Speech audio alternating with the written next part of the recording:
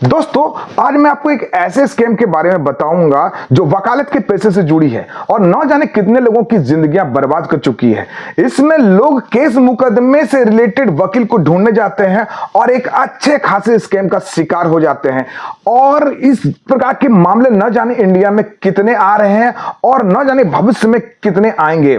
तो इस प्रकार के स्कैम से बचने के लिए आज इस वीडियो पर आप बने रहो ताकि आपको सटीक और सही जानकारी प्राप्त हो सके, ताकि आपको भविष्य में किसी प्रकार की कोई प्रॉब्लम ना हो। अगर आपके ऊपर किसी प्रकार का कोई केस मुकदमा है या फिर आप किसी प्रकार का कोई केस मुकदमा लेकर किसी वकील के पास जाते हो तो कुछ बातों का ध्यान रखना है ताकि आप किसी भी स्कैम में ना फंसो। पूरा वीडियो देखो, सटीक और सही जानकारी दूंगा, इसके बिल्कुल भी मत करना। वीडियो पसंद आए तो मेरे चैनल को सब्सक्राइब करके वीडियो को लाइक कर लो, पसंद ना आए तो डिसलाइक भी कर लो और इस चैनल को दोस्तों के साथ शेयर कर दो, इस वीडियो को दोस्तों के साथ शेयर कर दो। और अगर आपको फाइनेंस से रिलेटेड अगर कोई जानकारी चाहिए, अगर आप चाहते हो कि घर बैठे कोई महिला, कोई पुरुष या फिर कोई स्टूडेंट ही कैसे पैसे कमाए ऑनलाइन या फिर और कौन सा तरीका है पैसे कमाने का, तो मेरे दूसरे चैनल में जाके देखो ताकि आपको वो सटीक जानकारी मिल सके। मेरे चैनल का नाम है दीपक झा ट्यूब, उस चैनल पर जाके आप देख सकते हो। तो चलो बढ़ते हैं अपने मुद्दे पर। दोस्तों, आपको अगर अपनी जिंदगी में किसी भी प्रकार का ठगी का शिकार नहीं होना है वकालत के पैसे में और आप अगर केस मुकदमा करना चाहते हो तो आपको कुछ बातों का ध्यान रखना जरूरी है, वरना फर्जी वकील के द्वारा आप जबरदस्त ठगे जाओगे। और वो कौन सा तरीका है जिससे आप बच सकते हो? कौन होते हैं आखिर वो फर्जी वकील, कहां से आते हैं वो लोग, किस प्रकार का फर्जीवाड़ा करते हैं और क्या क्या परेशानियां लोगों को होती है फर्जीवाड़ा करने के बाद। ऐसी परिस्थितियां पैदा कर देते हैं जिससे लोग परेशान तो परेशान होते ही होते हैं और उनके केस मुकदमों का कुछ भी नहीं होता है। तो ऐसे फर्जीवाड़ा से बचने के लिए आपको कुछ बातों का ध्यान रखना है।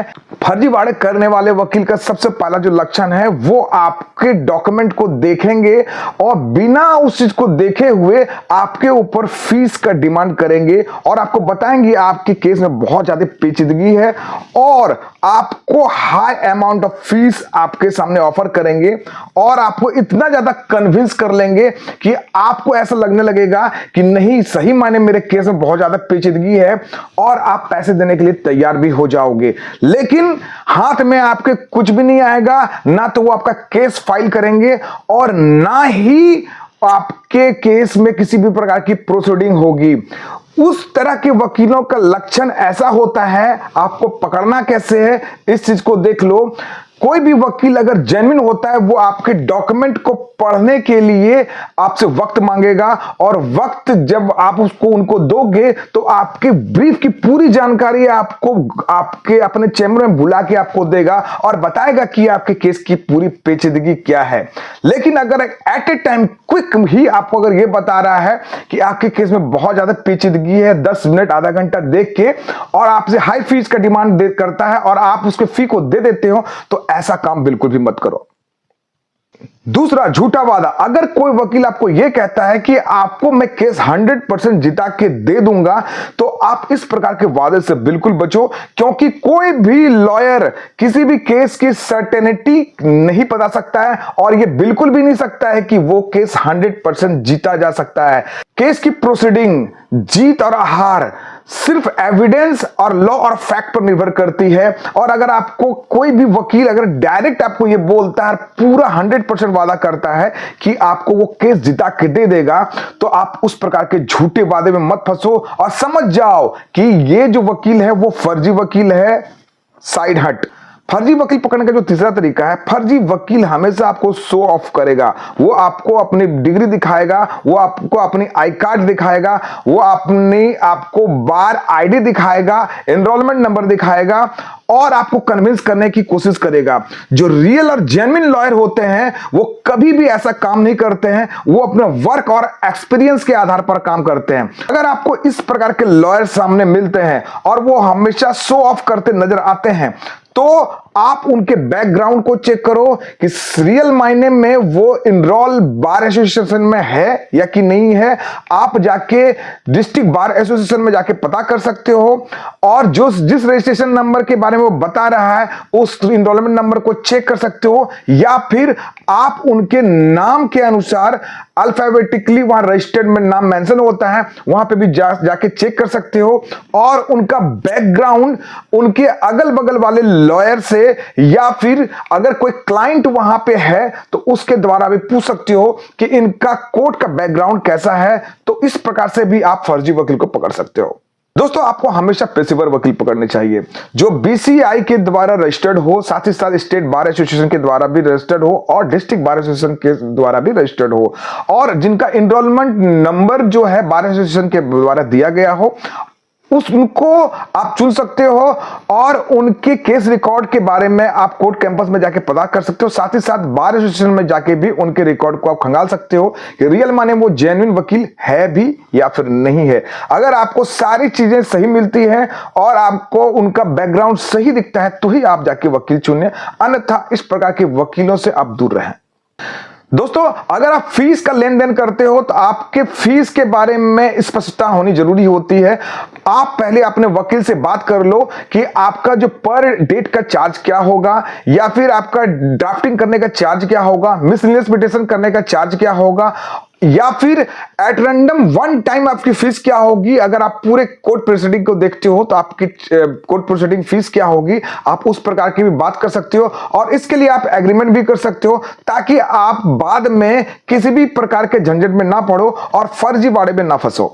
हमेशा आपको आपके द्वारा चुने गए वकील का केस रिकॉर्ड देखना चाहिए और उसकी जानकारी आपको प्राप्त करनी चाहिए कि उन्होंने पिछले केस में किस प्रकार का परफॉर्मेंस किया है और उनका रेपुटेशन कोर्ट में क्या है। क्या वो फर्जीवाड़े में संलिप्त हैं या फिर किसी अन्य लोगों को सिर्फ ठगी का शिकार बनाते हैं। तो इस प्रकार का रिकॉर्ड हमेशा आपको चेक कर लेना चाहिए किसी भी वकील को पकड़ने से पहले, और उनका केस का बैकग्राउंड देख लेना चाहिए कि उनके द्वारा कितने प्रकार का केस फाइल किया गया है। इसके लिए आपको जानकारी आपके अगल बगल के वेंडर से, या आपके अगल बगल के क्लाइंट से, या फिर आपके अगल बगल के जो जेन्युइन लॉयर है उनके द्वारा प्राप्त की जा सकती है।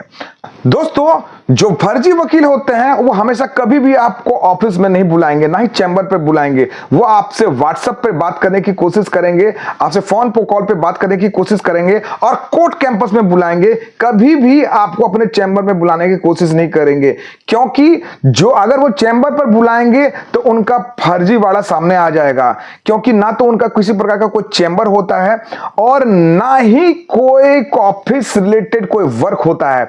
उनका ऑफिस रिलेटेड वर्क जो होता है on the table bar association के कैंपस में होता है और वहीं पे वो फर्जीवाड़ा का काम चलाते हैं।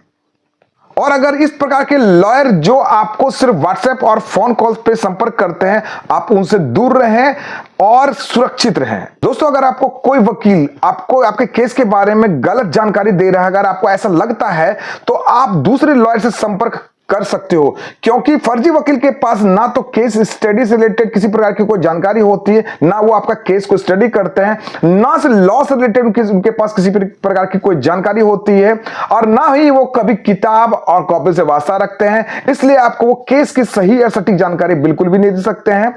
वो सिर्फ अपने मीठे वचन से आपको फंसाने की कोशिश करते हैं और स्वीट शुगर होते हैं। इसलिए उस तरह के वकील से आपको वहां बचना चाहिए। दोस्तों, आज का जमाना है वो डिजिटल जमाना है और ना जाने कितने वेबसाइट है जो वकील को सर्च करने का काम करते हैं और ऐसे प्लेटफॉर्म को बना के रखे हुए हैं जहां वकीलों को आसानी से ढूंढा जा सकता है।